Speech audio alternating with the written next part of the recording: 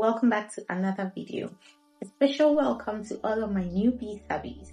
The family is very happy to have you. If you haven't hit the subscribe button yet, kindly do so. We are all about growth on this channel, and growing this channel is one of them.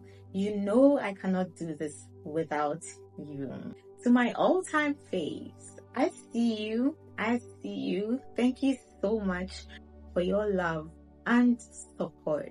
I'm immensely grateful. Today's video is a follow-up on my low vibrational video. If you haven't seen it yet, the link will be in the description box below or somewhere up here on the screen. Let's see how we unconsciously mess ourselves up. But before that, I'd like to share with you some of my experiences with the low vibrational stuff I got myself entangled in. You can drop yours in the comments below. For my personal experience with low vibrational stuff, I'd like to begin with unhappiness. I have been low-key unhappy for so many years. It dates back to somewhere in my childhood, but I saw the height of it only recently. That was in April 2023. However, it didn't last so long. It ended around August 2023. I'd say that was the most unhappy I've ever been, and it was more of like an I don't care anymore type of feeling. And around that time too, I was doing a lot of inner work, deep inner work, because I was just so down. I was simply unhappy. So I got the opportunity to explore my inner space. I was always looking forward to bedtime because the dreams I was having at that time were out of this world. And they were very informative and straight to the point. There was no need for long hours of contemplation to come up with the meaning of the dreams. The next of my low vibrational experiences has to do with discontent. I wasn't satisfied with so many things in my life, and they were eating me up. Overthinking was my best friend. It's still not over yet. The only difference is that I am taking action now as compared to then when I didn't really know what I was about. Now I know exactly what I need, exactly where I need to be, and I know I'm going to have it all. Some have already started manifesting, all thanks to working on me, fixing me. The next is lust. I was too hungry for money because of the things I wanted for myself. I still want the same things, but now I understand that it won't come overnight and I have to be patient. I still haven't hit my financial goals now, but I now have a healthy relationship with money than before. One trick I also learned is it's not really about how much you keep for yourself. It's more about how much you can help others with. Whether it be helping a friend in need, supporting a missionary work, charity, and stuff like that. That is how the doors truly open. Next is attachment. When I was younger, no one could touch any of my stuff. You couldn't touch anything I owned. You couldn't touch my food. You couldn't touch my clothes. You couldn't touch my shoes, my bag. You couldn't even sleep on my bed. And I wouldn't talk to my brothers and my mother just because they touched something of mine. My space was always cluttered because I'd never give anything out. I was never a people person. I still am not. I keep my circles really small, but then if I vibe with you, I easily get attached. Same way when you break me, it's lifetime over. Zero contact till we meet again in heaven. Activities or behaviors is anger. I don't even know where to start from when it comes to anger. It got so bad to a point that I was always having attacks from madmen in my dreams. And one time when I was around age 7, I got chased physically by a mad woman in my hometown. So my mom was like, it's because I'm always getting angry, and if I don't change that, I'll someday become a mad woman. That statement scared me so much, but it still wouldn't stop me from being angry all of the time. And around that same age 7, I got so angry to the point that I was just raining insults on everyone around. And all of a sudden, I realized that I was surrounded by lots of lizards. I got so scared. I don't know whether it was happening like in real time or I was just hallucinating. The scene occurred outdoor, it wasn't indoor. And afterwards, too, everywhere I went, lizards would just be following. So my mother also had something to say about that one, and she was like, it's because I kept nodding my head while I was raining all of my insults. And you know that lizards also like to do this. So by my action of nodding, it attracted them to me. That's how come they started following me like everywhere I went. I must say I was really something else when I was a kid. And to make things worse, I grew up in a neighborhood where not talking to people was kind of the norm. We actually had gang leaders in charge of that. And anytime they decide that we are not talking to this person, it's going to remain like that until the next target. And the people that were in charge of doing all of these things were slightly older than us. You expect them to know better, but they were rather creating enemies amongst us. It's all part of the reasons I never became a people person, because there was too much drama in my childhood. So I just didn't belong, I didn't want to be in that space. Today someone is talking to you, today you are not being spoken to. It was just so draining and dramatic. So I just stuck to myself right from day one. Next is abnormal sexual activity. In my case, it wasn't really sex like that. Don't get me wrong, like I love sex, but I'm not addicted to sex. I can't stay without sex. I'm in a distance relationship now, so it's not about sex. But my point is, I just couldn't stay single. I have never been single. In fact, I don't break up. I move on to the next. Yeah, that's the breakup. Also, from the fear of being alone and sometimes imaginary security, I stayed too long in places I didn't belong until my very first real breakup. That is when there was no other man waiting on the other end. The ending of that relationship disgusted me so much that I vowed that I was done, like for real. That was the end. No more men. But then on my self-development journey, I discovered the root cause to all of this. It was just a traumatic reflex, neglect from a masculine figure in my childhood. Daughters simply need their fathers. Dear men, if you know you're not going to be present in the lives of your younger ones, please again, do not have them. When I was 6 years old, I had a boyfriend. I was just so fond of him. He was a barber at the time, and I believe he was around his mid-20s or his early 20s. I used to spend a lot of time in his shop. It wasn't too far away from where we lived at the time. He would buy me biscuits, he'd buy me candy and all that. I'll sit on his lap, he would hold me in his arms, and I was so glued to him. And my innocent 6-year-old self knew nothing about rape. Don't get me wrong, I've never been raped, I will never be raped, and that's it. But that was exactly my mama's point. She was scared that I was gonna be raped, but I wasn't getting it. She beat the hell out of me before I came to terms with staying away from that man. You know how African moms do? Yeah, she really beat me. And the next day I went to school, everybody could tell I was a mess because she cut my hair as punishment for not listening to her. And I had cornrows on, and she didn't unravel them before doing the cutting, so you could still see the lines on my skull.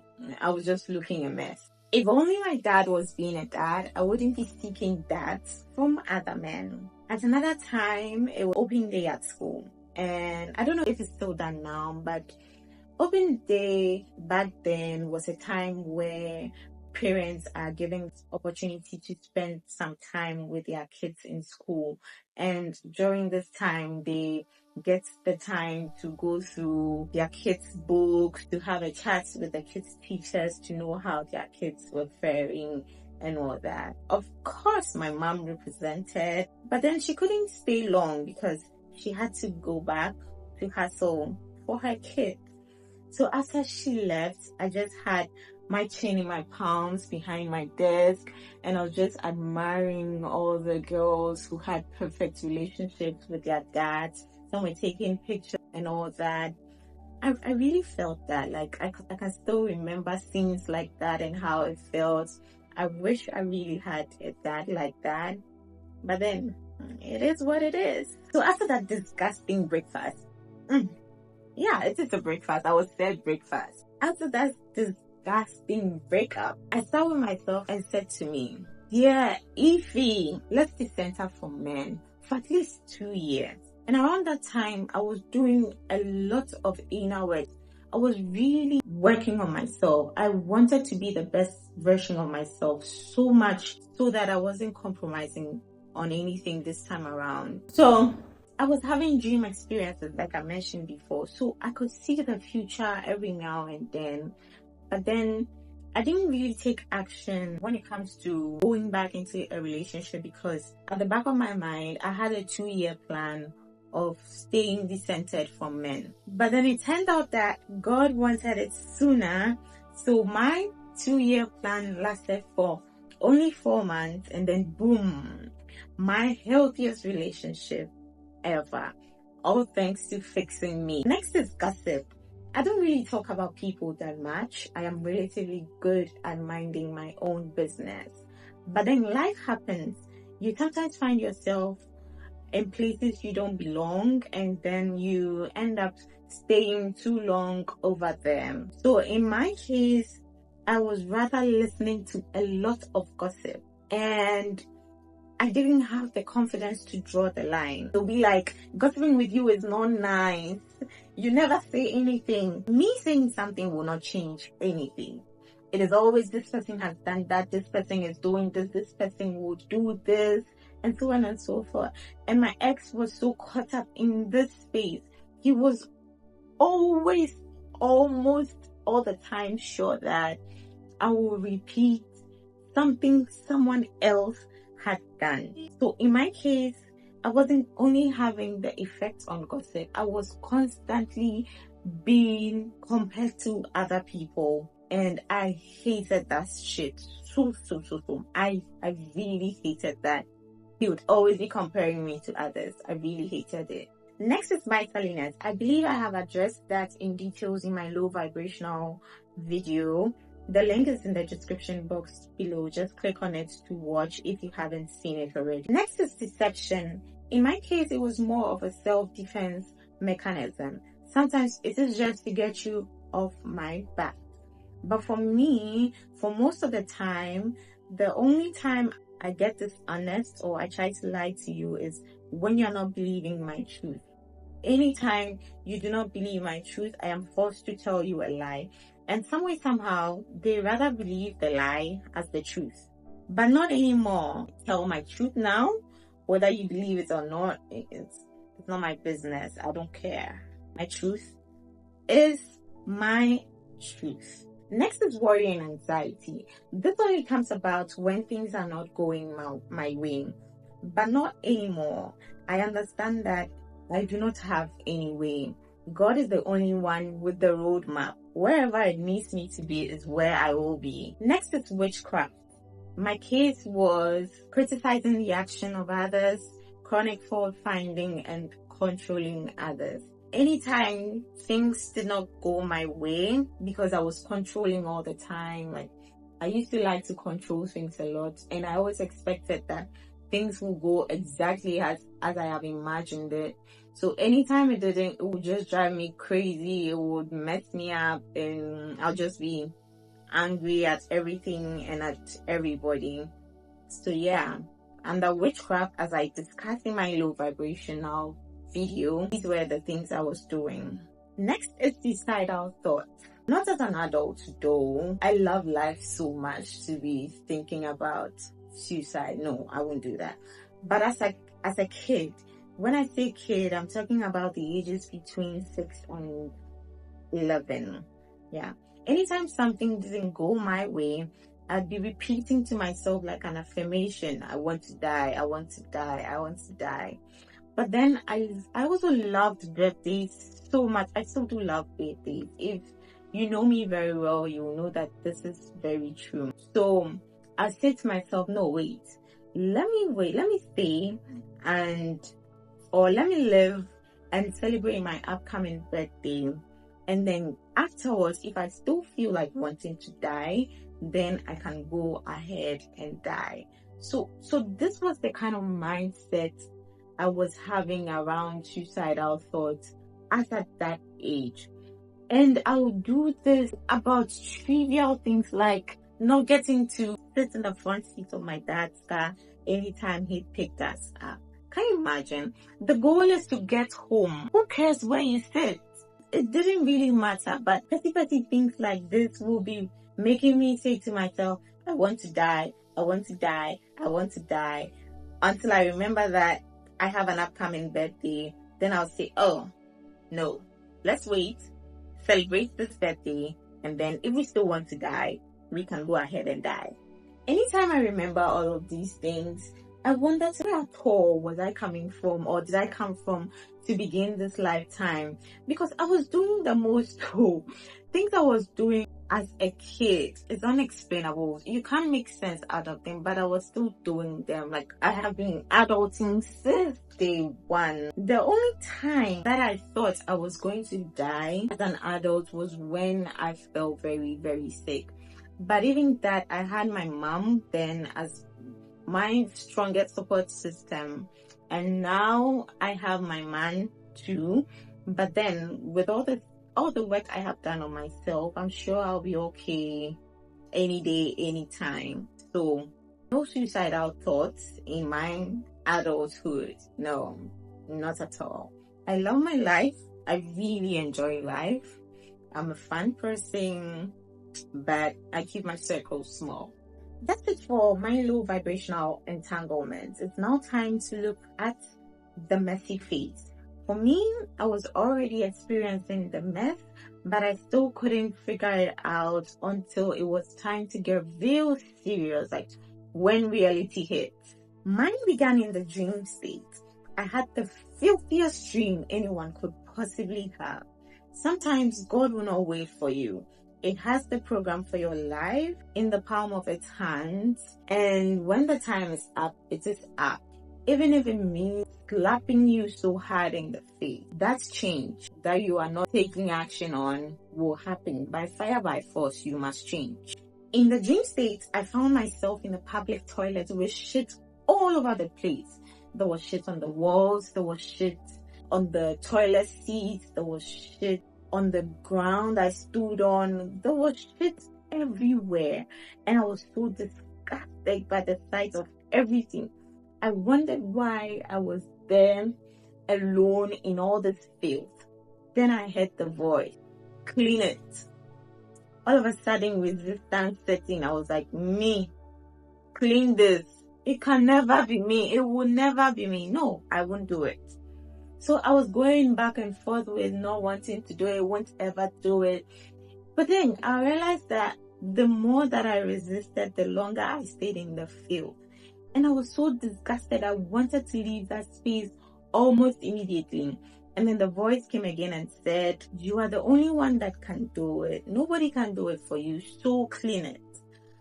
So I wondered for some time, and then finally I decided that I was going to do it. So as soon as I picked up the cleaning kit, I said to myself out loud and clear, I'm going to clean until it sparkles. And that's exactly what I did. And that was the beginning of my journey to fixing me, to fixing all of the mess I had accumulated for all these years. That journey began as soon as I woke up from that dream. Let's take a look at the elements of the dream. Number one will be the public toilet. This signified that I had given so many people access to my aura, and I had handed them the tools to perforate my cloak so much so that they could do whatever they pleased with my energy. That was why the shit was all over the place. I had lost it. I wasn't in control anymore. Other people's energy were in control of my own authentic energy. Next is resistance. I had gotten so comfortable with my own mess that I didn't see the need to put in the work to fix me. Just as the saying goes, there is no growth in your comfort zone. Eventually, I accepted the task and I got to work almost immediately. Third is the voice. The voice is most definitely the voice of a higher force. And as a student of Ekankara, I am 100% confident that it was the voice of the Mahanta, the Lebanon Master, spiritual leader of Ekankara. Think of Mahanta as a state of consciousness. It is an embodiment of the Holy Spirit, therefore the highest form of consciousness to ever exist.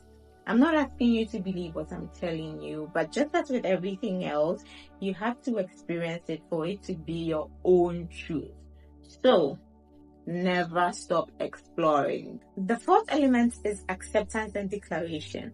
After I had finally accepted the task to clean up my own mess, I declared that I was going to clean until it sparkles.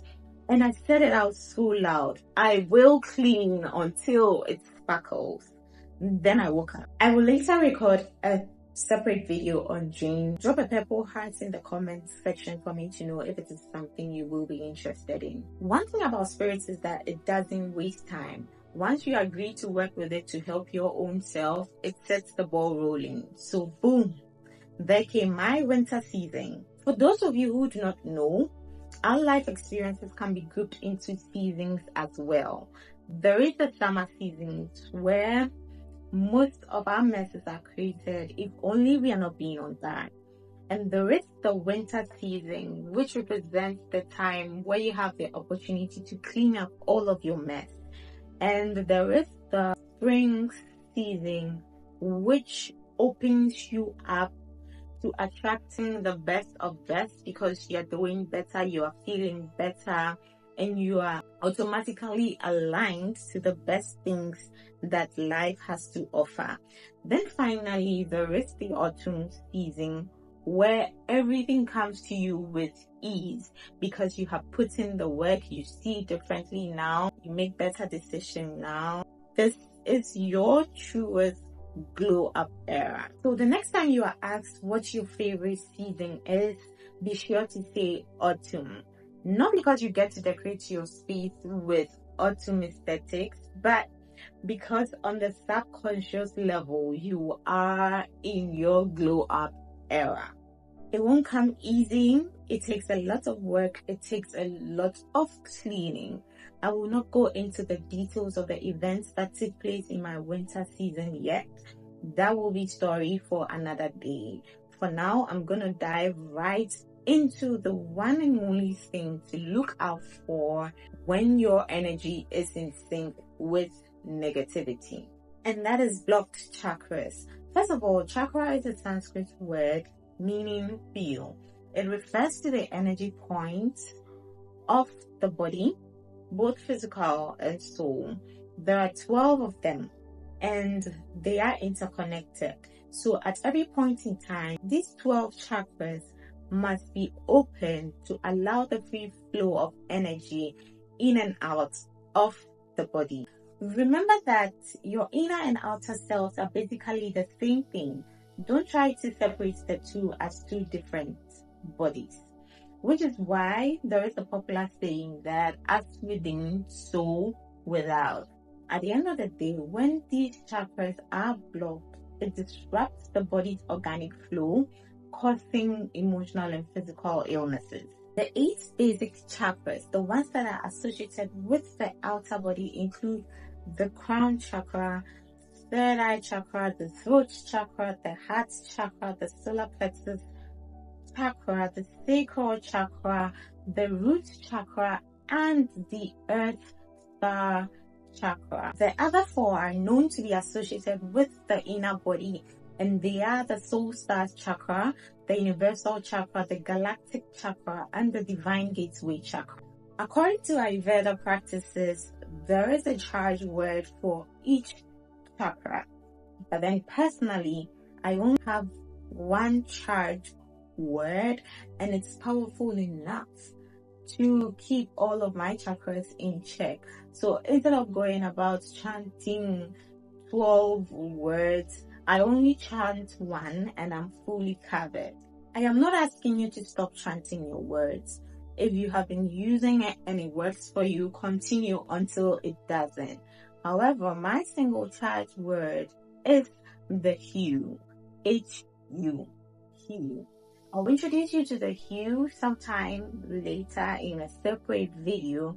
But if you have ever used the hue and it has worked for you, kindly drop in the comment section, hue, the most beautiful prayer. There is also another spiritual exercise you can try to help activate your blocked chakras, which I call the golden or white light cleanse. Your choice of light depends on the intensity of your mess. This spiritual exercise was introduced to me by a good friend of mine called Edward, and trust me, it works like magic.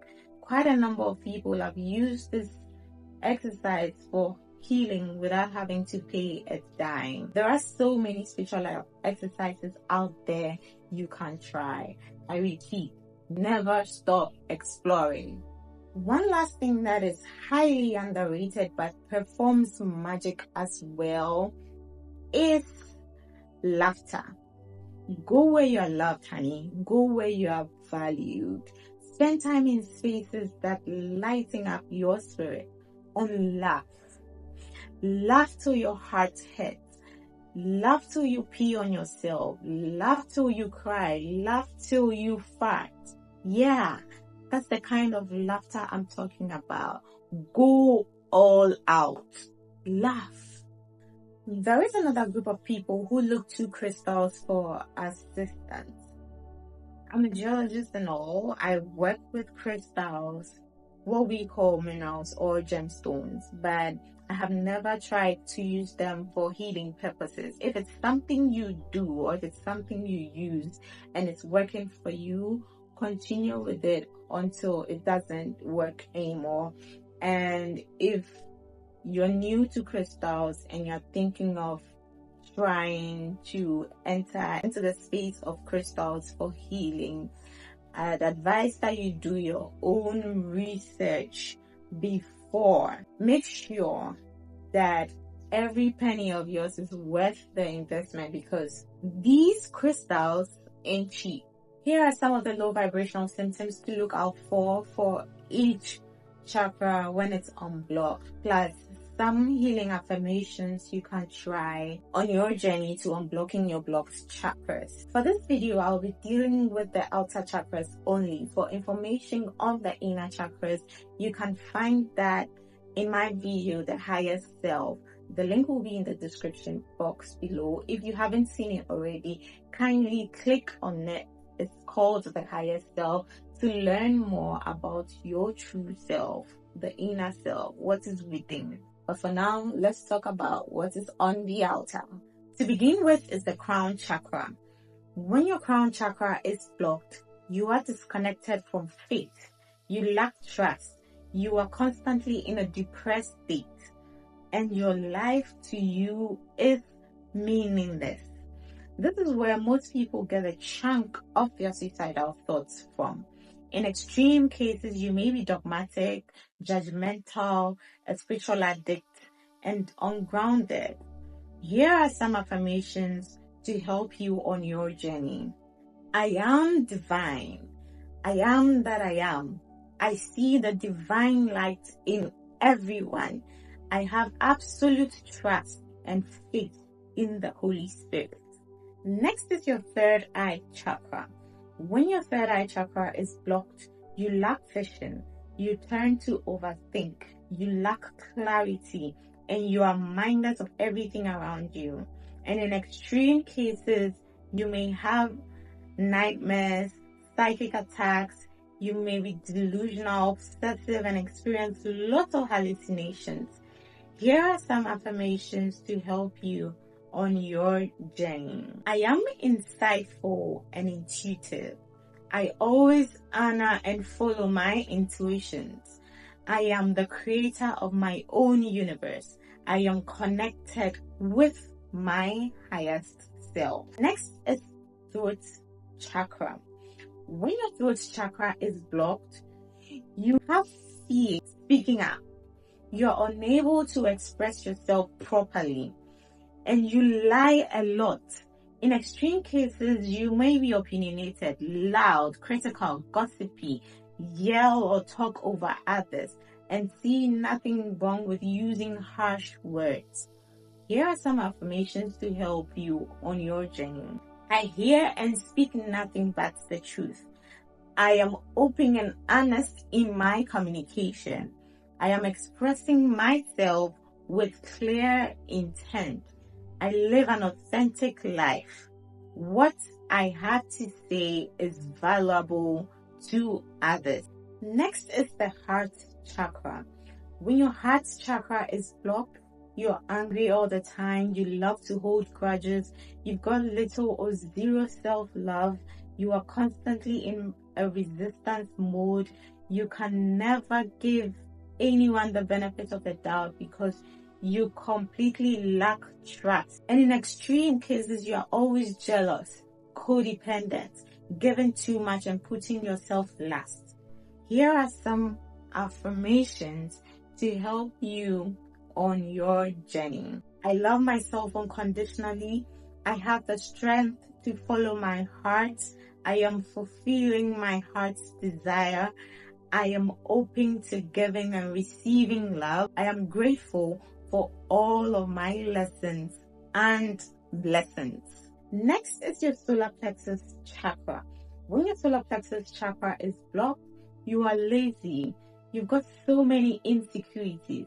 You are never able to take action, even if you have been told exactly what to do. And you are a coward.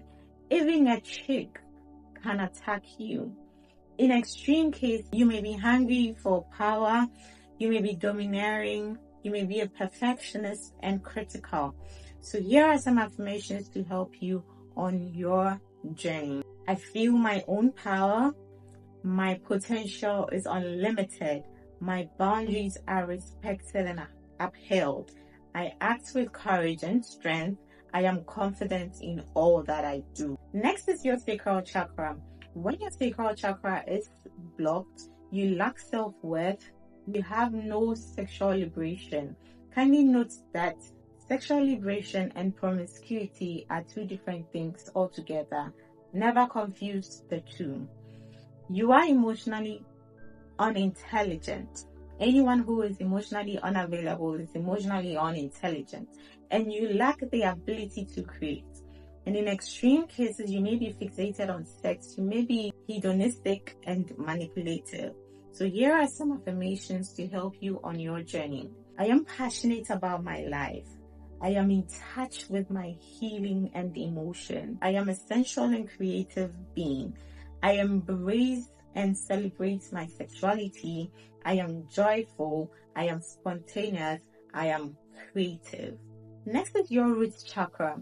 When your root chakra is blocked, you are always in a state of instability. You fear being hurt and just can't deal with disappointment.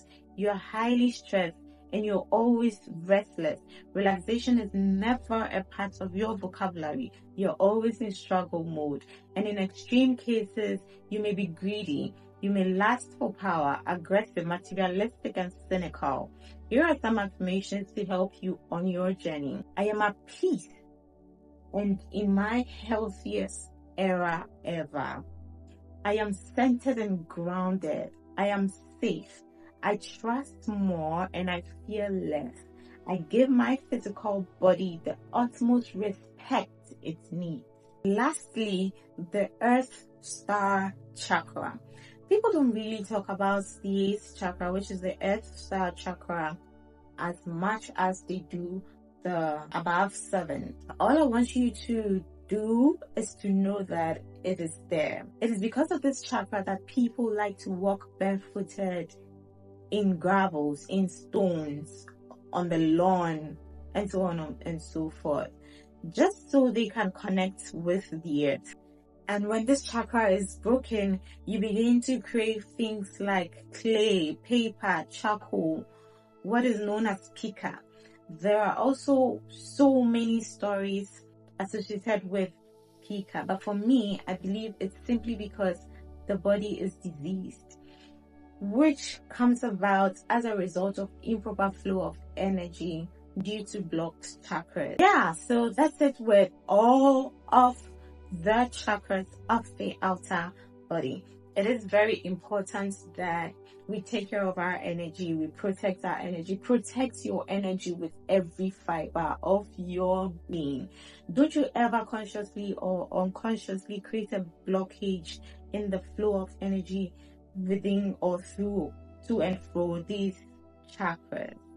It can be extremely draining, and if you don't take the time to fix it, it will deplete you of all of your energy. Just as in my case, I operated literally as a vegetable for close to 6 months before I began to feel my energy slowly getting back, slowly in feeling all of the spaces that I had blocked with my own conscious and unconscious behavior. Look at me now, all bubbly and happy, enjoying my life, being able to sit here and do videos like this, create videos like this, teaching you all about some of the things you can also consider on your journey. Yeah, it takes time, but it is highly possible. So please and please and please again, be patient, hang in there. Trust me that things eventually do get better. You will never remain this way forever. You will become better, but you have to put in the work. Just as the voice said, no one can do it for you. It has to be done by you and you alone. This brings us to the end of today's video. Thanks for staying with me till the end. And if you learned anything, kindly like, comment, share, and hit the subscribe button if you haven't done so already. As I mentioned earlier, we are all about growth on this channel, and growing this channel is one of them. Don't forget to love divinely and unconditionally, and I'll see you in my next video. Bye bye.